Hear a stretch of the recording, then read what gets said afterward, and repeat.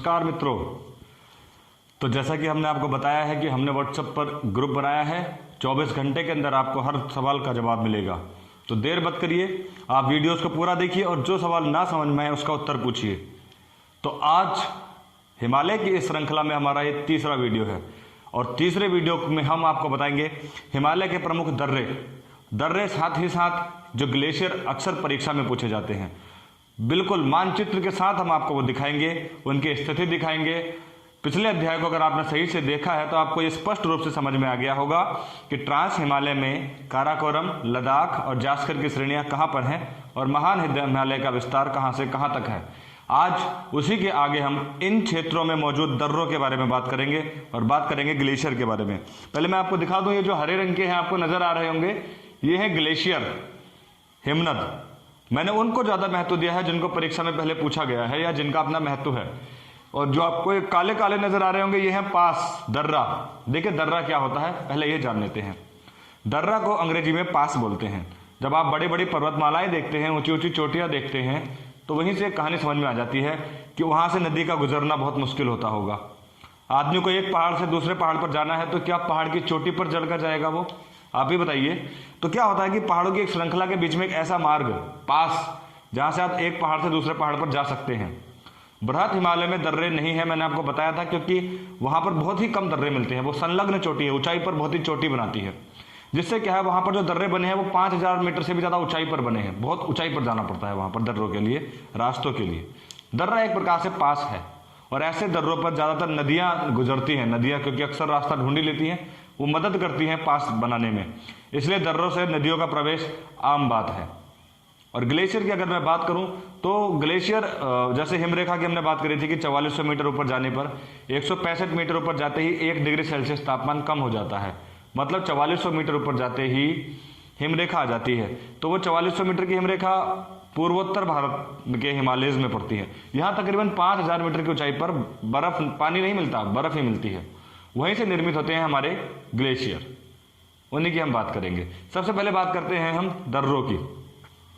सबसे ज्यादा महत्वपूर्ण दर्रा है बनिहाल दर्रा। ध्यान से देखिए बनिहाल दर्रा।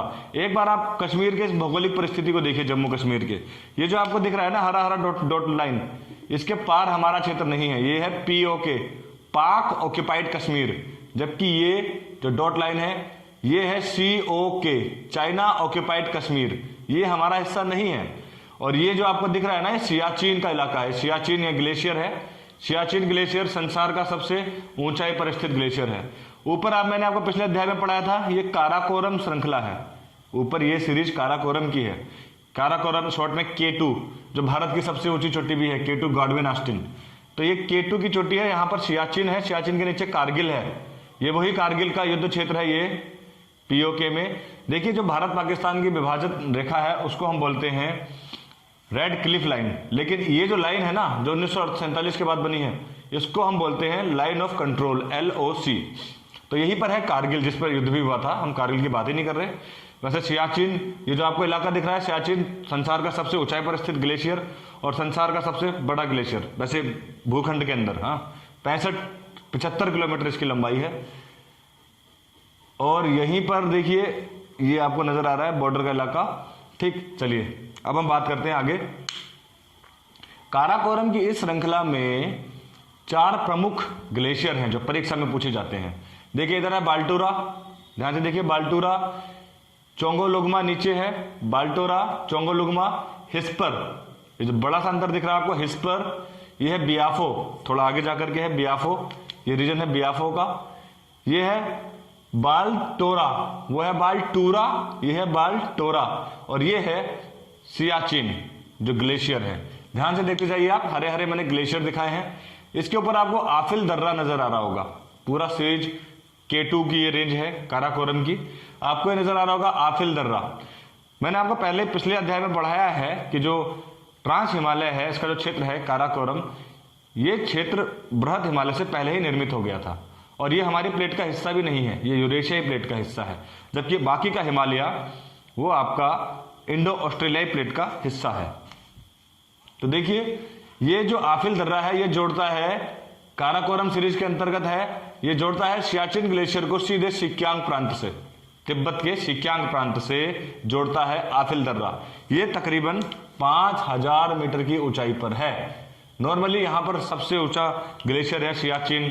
संसार की दूसरी सबसे ऊंची चोटी K2 गोडविन ऑस्टिन यहीं पर है, और सियाचिन का बॉर्डर यहाँ पर लगता भी है कारगिल के नजदीक भारत से, लाइन ऑफ कंट्रोल पर। तो संसार का सबसे ऊंचाई पर स्थित युद्ध क्षेत्र भी सियाचिन ही जाना जाता है। संसार का सबसे ऊंचाई पर स्थित युद्ध क्षेत्र भी सियाचिन ही है। ये इसकी लोकेशन भी आप देख लीजिए। कश्मीर में देखिए जो हिंदू आबादी है वो नीचे रहती है, जम्मू में। ये जम्मू दिख रहा है ना आपको, यहाँ पर हिंदू आबादी रहती है। और उत्तर की पूरा क्षेत्र ये लद्दाख है, जो लाल लाल डॉट से मैंने विभाजित किया है। ये इधर लद्दाख है, इधर जम्मू है। उत्तरी क्षेत्र पूरा मुस्लिम बाहुल्य है। सिर्फ जम्मू और उधमपुर ऐसे जिले हैं जहां पर थोड़ा बहुत हिंदू आबादी रहती है नीचे की तरफ। ऊपर पूरी घाटियों में मुस्लिम आबादी यहाँ पर अच्छी संख्या में नजर आती है। हम दर्रों की बात कर रहे थे। आफिल दर्रा के बाद है काराकोरम पास। काराकोरम पास से भी आप जम्मू कश्मीर से तिब्बत की तरफ जा सकते हैं। ये सारे दर्रे 5000 मीटर से अधिक ऊंचाई पर स्थित हैं, यानी कि चोटियों पर हैं ये रास्ते पास भी। अच्छा, हम पकड़ते हैं जम्मू से श्रीनगर को जाने के लिए, जो महत्वपूर्ण रास्ता है। जम्मू की कंडीशंस भी आपको पता है और घाटी की भी आपको पता है। जम्मू आपको पता है कि ये पीर पंजाल दर्रे पर है, पीर पंजाल पर्वत श्रेणी पर है। पीर पंजाल मध्य हिमालय का हिस्सा है। पिछली वीडियो को आप एक बार जरूर देखिएगा। श्रीनगर घाटी क्षेत्र में है। श्रीनगर के ऊपर मैंने आपको बताया था कि यहाँ पर बृहत हिमालय है और नीचे मध्य हिमालय है। बीच में श्रीनगर घाटी है जहाँ पर करेब नाम की मिट्टी मिलती है। वो बहुत ही बलुआ टाइप की या चिकनी मिट्टी होती है। इस मिट्टी में केसर, बादाम, अखरोट बहुत अच्छे होते हैं। आपने भी सुना होगा केसर के लिए कश्मीर प्रसिद्ध है। कश्मीर का केसर, बादाम, सेब, लीची बहुत बेहतरीन होती है इस क्षेत्र में। श्रीनगर घाटी में बड़ी सुंदर ये क्षेत्र भी है। मतलब यहाँ देखिए आप, पीर पंजाल है जो मध्य हिमालय का हिस्सा है। ऊपर आप देखेंगे तो बृहत हिमालय है, ऊंची ऊंची चोटियों वाला, और बीच का एक घाटी का क्षेत्र है श्रीनगर, इसलिए इसको श्रीनगर की घाटी भी बोलते हैं। मैंने इसको बहुत अच्छे से पिछले वीडियो में बताया है, आप देख लीजिएगा। तो इन दोनों के बीच जो रास्ता जाता है वो जाता है बनिहाल दर्रे से। ये तकरीबन 2500 मीटर ऊंचाई का पर है बनिहाल दर्रा। बनिहाल दर्रा जम्मू को श्रीनगर से जोड़ता है। ये सबसे महत्वपूर्ण भी है। मैं आपकी जानकारी के लिए बता दूं कि इसको दिसंबर 1956 में खोला गया। इस पर कनेक्टिविटी के लिए श्रीनगर की, क्योंकि श्रीनगर में बर्फ जम जाती है, यहाँ पर एक सुरंग बनाई गई जो भारत की सबसे बड़ी सुरंग है, जवाहर सुरंग, बनिहाल दर्रे पर है। बनिहाल दर्रा किसको किससे जोड़ रहा है? जम्मू को श्रीनगर से जोड़ रहा है। ध्यान से देखिए। अच्छा, अगले दर्रे पर हम जाते हैं। जब हम श्रीनगर से लेह जाते हैं, श्रीनगर से जब लेह जाते हैं तो जो दर्रा पड़ता है वो है जोजिला दर्रा। नोट भी करते जाइए आप।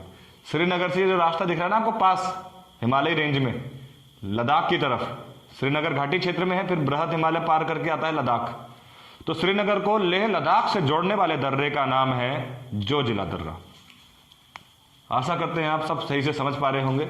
अब श्रीनगर को पीओके से जोड़ने वाला दर्रा, श्रीनगर को पीओके से जोड़ने वाला दर्रा कहलाता है बुर्जिल दर्रा। देख लीजिए आप, बुर्जिल दर्रा, ये करीब 5000 मीटर की ऊंचाई पर है। बुर्जिल दर्रा श्रीनगर को जोड़ता है पीओके से। ठीक। अच्छा, श्रीनगर से एक ये जोजिला हो गया। अब लेह की हम बात करते हैं, लेह लद्दाख। वहां पर कौन कौन से दर्रों की प्रमुख भूमिका है? देखिए, लद्दाख से आपको तिब्बत जाना है तो आपको इमिसला दर्रे से जाना होगा। इमिसला, लद्दाख को तिब्बत से जोड़ता है इमिसला दर्रा। ये दर्रे भी 5000 मीटर से अत्यधिक ऊंचाई पर हैं, क्योंकि लद्दाख की एक चोटी है जो मैं पिछले अध्याय में आपको बताना भूल गया, राकोपोसी। लद्दाख का विस्तार इस तरह से है, इस तरह से राकोपोसी है लद्दाख की एक चोटी। राकोपोसी संसार की सबसे ज्यादा तीव्र ढाल वाली चोटी है। अगर आप हिमालय पढ़ रहे हैं तो सारे डाटा मैं आपको देते जा रहा हूं जैसे मुझे याद आ रहे हैं। हाँ, लद्दाख की सबसे जो चोटी है राकोपोसी, वो सबसे तीव्र ढाल वाली चोटी है। तो लद्दाख से तिब्बत को जोड़ता है इमिसला दर्रा। लद्दाख को तिब्बत से जोड़ता है इमिसला दर्रा। वहीं लद्दाख को तिब्बत से एक और दर्रा जोड़ता है जिसको बोलते हैं चांगला दर्रा। मैं आपकी जानकारी के लिए बता दूं, लद्दाख में ये नाम आपको चांगला, लांगला दिख रहे होंगे, क्योंकि यहाँ पर बौद्ध लोग ज्यादा रहते हैं, अच्छी संख्या में बौद्ध रहते हैं। लद्दाख में बौद्ध भिक्षु की तादाद अच्छी है। अच्छा, लेह को मनाली से एक दर्रा जोड़ता हुआ आपको दिख रहा होगा। लेह को मनाली से एक दर्रा जोड़ता हुआ दिख रहा होगा। इस दर्रे का नाम है बाड़ा लाछा दर्रा। हाँ जी, सुनिए, इस दर्रे का नाम है बाड़ा लाछा। बाड़ा लाछा दर्रे जो हिमाचल में है, देखिए बाड़ा लाछा दर्रा, ये मनाली है, कुल्लू मनाली का आपने नाम सुना होगा, मनाली को लेह से जोड़ रहा है। बाड़ालाचा दर्रे के बारे में मैं आपको बताऊं कि बाड़ालाचा दर्रा से एक नदी निकलती है, चिनाब नदी। ऊपर की ओर जाती है, फिर ऐसे चली जाती है इधर को। चिनाब नदी भी बाड़ालाचा दर्रे से निकलती है। इसकी ऊंचाई है 4843 मीटर। अच्छा, एक ग्लेशियर यहां भी पाया जाता है, स्पीति, यहां पर घाटी है कांगड़ा स्पीति की। इनके बीच में ग्लेशियर पाया जाता है। इस ग्लेशियर का नाम है सोनापानी। अब आप इसके बारे में सर्च करना। अच्छा, देखिए अब यहां पर रोहतांग दर्रा यहां पर आपको मिलेगा, मनाली को जोड़ता हुआ कुल्लू से। कुल्लू को मनाली और स्पीति घाटी से जोड़ता हुआ, कुल्लू को स्पीति और मनाली घाटी से जोड़ता हुआ रोहतांग दर्रा आपको मिलता है। रोहतांग दर्रे से भी एक नदी निकलती है। यह महत्वपूर्ण सवाल है, जब नदियां पढ़ाएंगे तब आएगा इसका जिक्र। रोहतांग दर्रे से आर फॉर रावी, रावी नदी निकलती है। रोहतांग दर्रे से रावी नदी निकलती है। ठीक, एक दर्रा सिपकिला दर्रा, ये परीक्षा में सबसे ज्यादा पूछा जाता है। सिपकिला दर्रा, ये दर्रा मानसरोवर से निकलता है, कैलाश पर्वत की श्रृंखला से, मानसरोवर से। और ये सिपकिले दर्रे से बहती है सतलुज नदी। समझ पा रहे हैं आप? सिपकिला दर्रे से सतलुज नदी का प्रवाह होता है, ये भारत में प्रवेश करती है। कई बार परीक्षा में पूछा गया है। अब हम आते हैं उत्तराखंड की तरफ, जो हमारा अपना राज्य है। उत्तराखंड की हम बात कर लेते हैं। उत्तराखंड में देखिए ग्लेशियर्स की अगर हम बात करें तो यमुनोत्री, जहां से यमुना निकलती है, बंदरपूछ पर है, पर्वतमाला पर है। गंगोत्री, गंगोत्री को कौन नहीं जानता? भारत की सबसे पवित्र नदी गंगा, इसी गंगोत्री से निकलती है। गंगोत्री है। पिंडर, यहां पर एक और ग्लेशियर है, पिंडर बॉर्डर पर है तिब्बत के।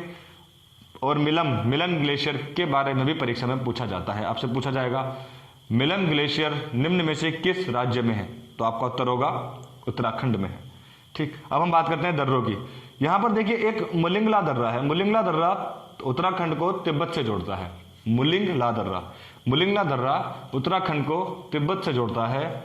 उसके बाद आप देखिए नीति दर्रा, नीति दर्रा भी उत्तराखंड को तिब्बत से ही जोड़ता है।